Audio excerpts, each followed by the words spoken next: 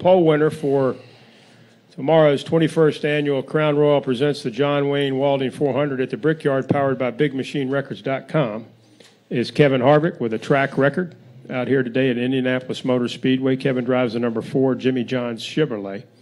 Kevin, congratulations on your performance, and just talk about what it's going to be like to lead the group tomorrow afternoon here to the green. Yeah, you know, I just after the first lap, I was probably more nervous than I have been in a while for qualifying. Just wasn't really expecting to have the car run that fast, and then from there, they're all looking at you, you know. All right, if you screw this up, it's on you, buddy. So it's great to have fast cars. They do a great job preparing the cars and just being able to come to the racetrack and know that the car is going to be fast just takes a huge burden off of everybody's shoulders just to get the balance right. So it's been a unique few hours of practice.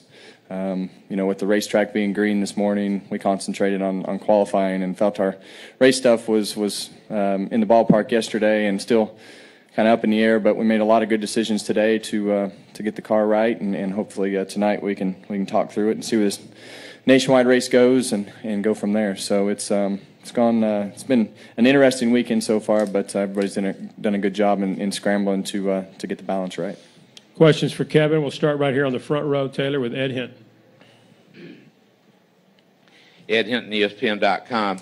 Kevin, I know you probably don't like to project these things, but with this being a track position is so important place, and, well, do you think this is going to be yet another one of those races we've seen out of the 4-team where the 4-team is entirely capable of dominating this race, except for the possibility of the luck y'all have had or little glitches? Is it going to be one of those that you could dominate or get bitten? Is it one of those either-or kind of races coming up for you?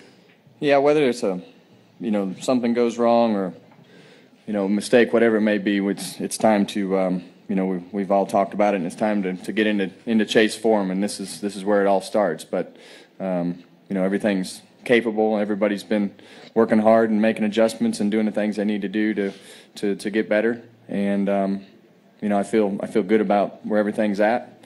Having the first pit stall is going to take some pressure off the guys for sure. And if we get behind, I think our car's fast enough to make up for it. But the track position is definitely important, and we just have to make good decisions throughout the day, and as few mistakes are possible, and see if it all falls our way. But car's capable of doing what it needs to do.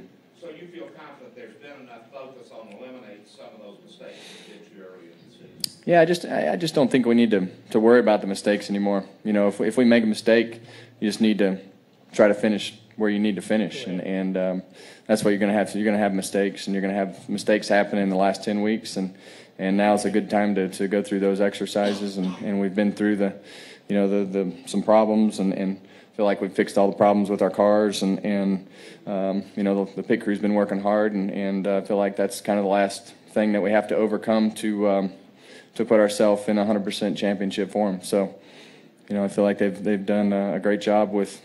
When you come here, you feel like you're racing against everybody's latest and greatest stuff, and they're progressing nicely. So I'm ready. They're ready.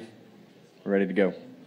Let's go back in the left corner there. Bob Pockris and then Nate Ryan. Bob Pockris and then Nate Ryan. Bob Pockris, Sporting News. You talk about being in chase mode. I know the other day you talked about making sure that you have good finishes and everything.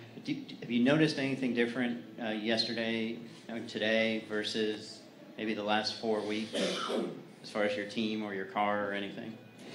No, we've done a good job all year of for cars off, adjusting the balance and doing the things we need to do, and feel like we've made a lot of good decisions throughout practices and overnight, and what direction the balance needs to go. So, the overcast was not really what we expected today, and I think we're all kind of expecting a little bit of a greener racetrack in the morning, so we just have to go and be able to adapt to the track changing, because I believe it's going to change if it rains tonight and they get the little air blowers out and blow the dust out of all the cracks. So it's there's a little bit of a window to screw the balance up if you're not aware of the situations tonight. Let's go to Nate Ryan, and then gentleman right here. Nate Ryan, USA Today Sports. Kevin, following up on that latest and greatest theme that you were talking about, Hendrick engines have been really strong, obviously, at the big horsepower tracks. You guys have 2 Hendrick engines in the top 2 slots, but then you've got a Ford, or Childress Chevy, a Toyota. Have you been able to tell over the last 2 days or in qualifying today, are teams starting to close the gap a little bit, or will you not have a sense for that until tomorrow? I mean, the engines are so good that we don't even think about them. So it's like we don't even pay attention to where we are, because 99% of the time you're going to be where you need to be down the straightaway. So I feel good about it. Go ahead. Kevin, you kind of touched on this a little bit. Before this season, you weren't regarded as the greatest qualifier. This season, though, 4 poles. Is it because of the change in the qualifying format? Is it the new team, or is it contributing other factors? I think some of that, I think all of that comes down to the car. Obviously, my confidence is a lot higher knowing that you don't have to overdrive the car or hit a perfect lap to qualify well. So, you know, the engine department and the effort that these guys put into the car is different than what I had in the past. Right here, Mr. Kravitz. It's Bob Kravitz with the Indianapolis Star. Given this track, you know, being so narrow and being so flat, is there anything that can or should be done to maybe increase the amount of passing during the course of the 400, or anything that can be done to make it a better show on Sunday? I think you should argue with somebody to see if you can get anything changed around here. When you've got 100 years of history and you know that, you know, you don't have to have as good at anything when you come to the Brickyard, just for the fact that it's the Brickyard. And history is history, and it's a very unique racetrack. And you know, I think as you look through time, you've had some, you know, what the circumstances are gonna be here. So it's just a unique race from what we do on a week-to-week basis. Got time for 2 more. We'll take Bruce, and then we'll go Jeff. Bruce Martin, Race Day on Fox Sports Radio. Kevin, is this, with the format that you've got here, is this one of the better tracks to get a clean lap? Yeah, I felt like I got too close to the 55 in the second session, and it hurt our lap a fair amount coming off of turn 4. So it's definitely one of those places where, for us, a clean lap was better than being too close to a guy in front of you. Go to Jeff, and actually we'll finish with Dick. Go ahead, Jeff. Jeff Gluck from USA Today. Rodney had said that part of the reason he ultimately decided to leave MWR and come to SHR was this race last year. He saw the Hendrick horsepower and saw what they were capable of doing. Do you talk to him at all about how meaningful this would be, or is that just kind of like an unspoken thing where you guys know you just are on the same page? Well, I mean, you come to the racetrack every week hoping that you have a chance to win races, and I think we're both fortunate to put ourselves in a position to have great engines and great cars and great support, and feel like, you know, everybody works together well and has escalated the cars and competition within the things that we have access to. So it's been great, but I don't know that we would ever have a conversation like that. Dick Mipman, 500 old-timer.